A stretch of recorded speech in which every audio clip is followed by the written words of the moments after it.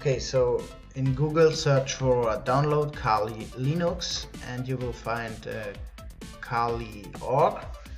There you will find some images. For example, just choose a VM or VirtualBox image, and you will go for another website, but you can trust the offensive security firm download pages. For example, click there, and you will get some other images. Will take maybe 5 minutes to download, so just take you some time.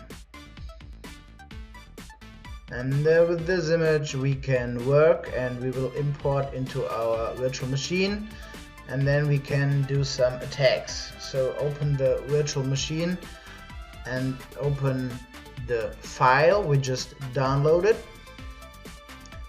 and the file will be imported, and you can, for example, increase the RAM size, the memory size if you want to, and for sure if you have enough memory, and then you'll just start the virtual machine, and there we are, Kali Linux will start up.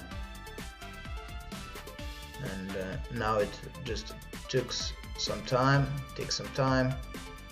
and we can log on with username Kali, and the password will be Kali also.